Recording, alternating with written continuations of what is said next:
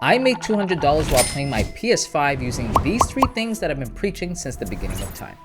To me, trading comes down to three things: market direction, which is trend, market structure, which is price action, and point of interest. So with that being said, let's go ahead and dive right in.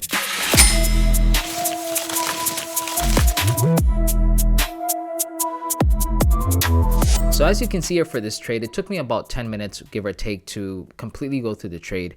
And basically, I have a goal of hitting at least $200 a day.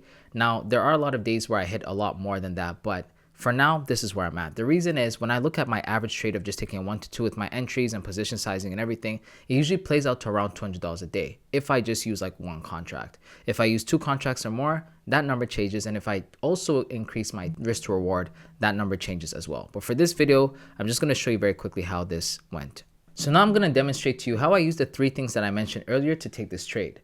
Now, I'm also going to be releasing a free PDF that's going to give you more details as to how those 3 things work and how you can use it in your everyday trading. So if you want that PDF when it drops, then comment money below. I'll send you a link to join the mailing list so that as soon as I release it, you'll download it for free.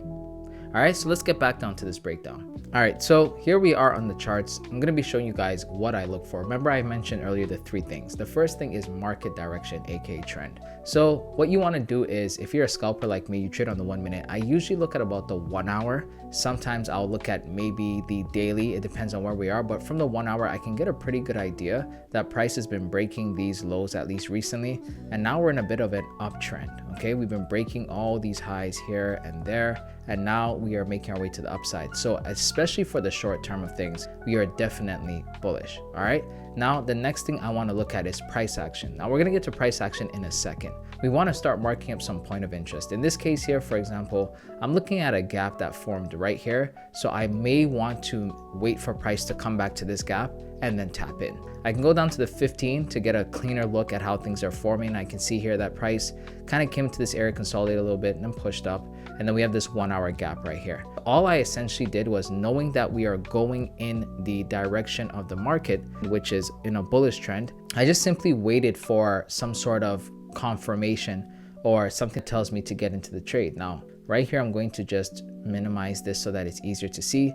And that way we can tell that this area still is where the gap is at. However, we can focus on the candlestick. So right around 9 o'clock is when things started to move. And you can see here that price had formed this move right here. Now, here we are. Price did not touch the gap that we marked out initially. However, it came close. And because we're looking to break highs, because we're in an uptrend, I'm anticipating that price is going to go here. Another thing that's very important when you're trading is volume, but that's going to be a topic for another day. Again, it just comes down to your point of interest, your market structure, which is price action, and your trend. All right, so at this point here, I was waiting for price to come down to this level to trade. It didn't really do that. It came into this gap and then started pushing. And basically, once I noticed that volume was pushing above here, I just entered for a quick scalp. Now, this is not how I usually trade, but the concept still applies. You have your market direction, which is a bullish trend. You have your point of interest, which was around here, this gap right here on a higher time frame.